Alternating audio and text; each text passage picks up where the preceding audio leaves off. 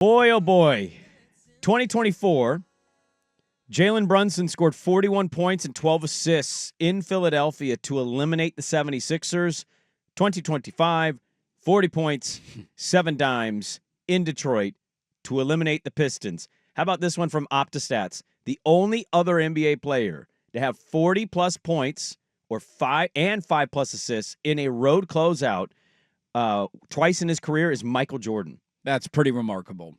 Jalen Brunson is literally one of the greatest all-time clutch players in league history in just a span of checks watch, 2 years. Yeah, not very long. It's when you look at, since they started tracking the numbers, I think in 1997, the average points per game in the fourth quarter of your career in the playoffs, he's number one since 1997. Number one. So there's a lot of guys, obviously, that could have been in there that we just didn't track the numbers as closely back in the day. But that's a pretty long stretch of time. I mean, you're looking at almost 30 years now that nobody's averaged more fourth quarter points in games. And it's got to be a great feeling as a Knicks fan to know that that guy's in your back pocket, that if you're in a tight game, it's coming down to the wire, you have one of the most trustworthy stars in crunch time that we have ever seen in the NBA. And he did it again last night, and they don't win that game without him being unbelievable, and then on top of it, hitting the game-winning three. Here was Mike Breen's call of Brunson's game winner in Detroit. Brunson holding. Knicks trying to wait till the end. Brunson puts up a three. Bang! Bang! Jalen Brunson hits the three with 4.3 remaining.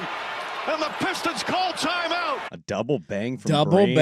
I mean, home team is going to get that. Yeah. I get it. You know, if he's a national call that game, I don't know if you get a double bang out of Breen, but on the New York call of it, that's a double bang. It's a good Breen call. Here's Ian Eagles' call on TNT. Brunson takes a peek at the clock.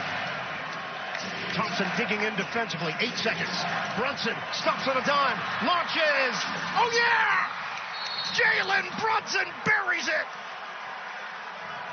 Knicks lead by 3. The Brunson burner ignited.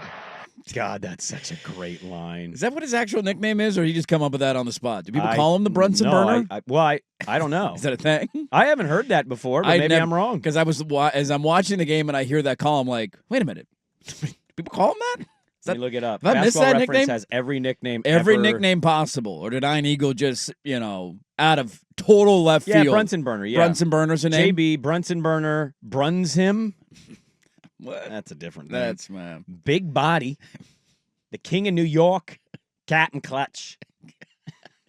I mean, now that I'm looking over nicknames, Brunson burner's probably the best one of the bunch. Well, I'll say this. You ignite that Brunson burner. Well, I want to play this audio because they win this game. Man, Malik Beasley. Catch the ball.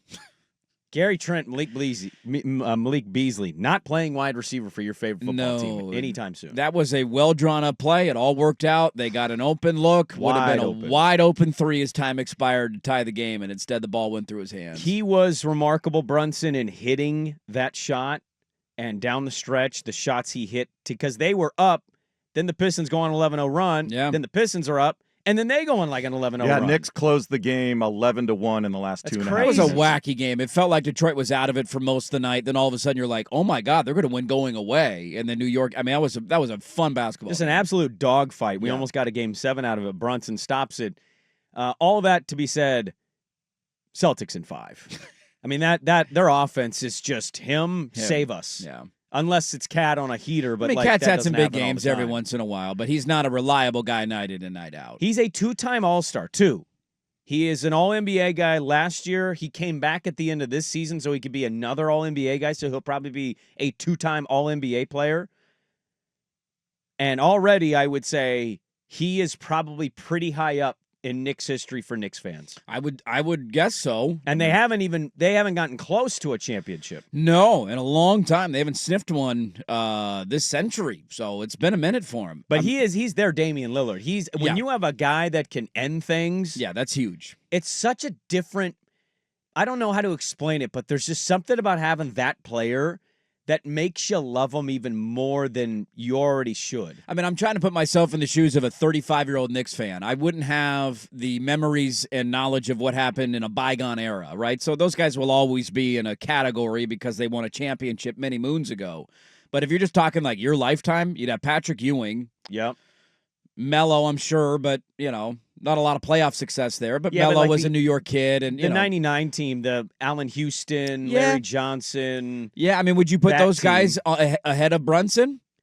They got to a finals. They did get to a finals as an 8 seed. They did get to a I know it finals. was That to me was more of a season, that to me was more of a complete team than it was necessarily one player. Like I think Brunson's better than anybody else. But on those remember teams. Houston ending the series against the Heat. Yeah, remember that that's true. shot? I remember. Those were some infamous series back in the day. I mean, Coaches grabbing ankles, but to the point of the last 35 years. I mean, there's not a lot of guys. Not a lot. And let's go, Jeremy Lin. Linsanity was a moment, but there's not a lot of guys over the years. 3 weeks. It was a cool 3 weeks though. He's awesome, and the Pistons, man.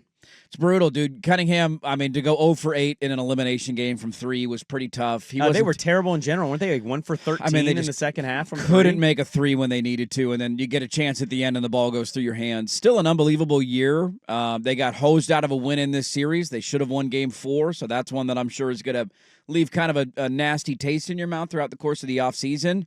And I would just say for them, like, don't make the mistake that other upstarts have made. I think you have a true number 1 player in Cade Cunningham. I think he's going to be a bona fide star for years to come in this league. Who's your number 2? That's the question, right? I mean, where do you go? Maybe it's Ivy when he comes back. Maybe Thompson takes the next big step. Tobias Harris is a bloated contract, but he's not a number 2. No. And you got some bigs who are nice, but they're not guys who are reliable scorers. So I maybe Ivy if he's back and healthy, but this is the offseason now where you don't rest on your laurels. You don't say, hey, we made the playoffs. We made some noise for the first time in a while. Let's enjoy this and bask in the sun. This is when you go be aggressive, man. You got a star player in Cade Cunningham. Make sure you surround him with what he needs.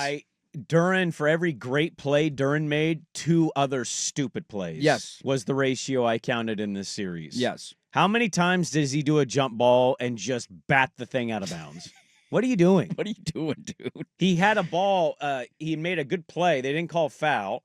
The ball bounces off the rim, literally hits him in the shoulder, and he reacts after the ball hits him. It goes out of bounds, Nick Ball. I'll slower your And reaction time. I'm just like, what are you? I like you, but what are you doing? Grab a rebound, man. Here was Jalen Brunson after the game on this series, getting them ready for the Celtics. I think every series is different, but we can learn from our experiences as we go on. I don't want to say it's going to be different, but obviously we're playing against the defending champs next time, so it's going to be a lot different. Playing this team that we just played, I'm not discrediting them at all, but the Celtics have experience, and playing these guys, they were just physical. They brought the fight to us, and then we had to respond, and then we did. Every series is going to be different. You got to respect each opponent you play, and then you got to go from there and make adjustments. The Celtics are a minus 800 favorite. Yeah, I mean, I get it. I'm rooting for the Knicks, though. I did want to see Detroit win this series. Been a long time for Detroit. Would have been funny to watch them bounce New York, but now that the Knicks have advanced, I'm on Team Knicks. Let's go. Knock out the Celtics. Keep the streak alive. Yeah, I mean, I think Boston's going to win the series. I think they're going to win it probably going away. Although they have a tendency to play with their food from time to time, so maybe they let a game or two slip early and you're like, hey, now it's crazy and Brunson's getting hot in the fourth quarter. Like, that could happen, but I'm definitely rooting for the Knicks to win. Didn't fare well against them this year. The Knicks are going to have to steal at least one, because as the more the series goes on, the Knicks, I mean, Tibbs will just grind the guys into, they're one rolled ankle, one, hard fall away from just I don't know what their pivot's going to be, too, when they lose this series to the Celtics. I mean, they essentially had a 7-man rotation. Campaign played, I think, 6 minutes off the bench. Outside of that, you had 2 guys at like 17 and 13 He's minutes. largely playing 5 dudes. You're playing essentially 5 guys the entire game. That's not a winning recipe. That's not a long-term strategy. Ask J.J. Redick. Yeah, it's going to run your guys into the ground at some point.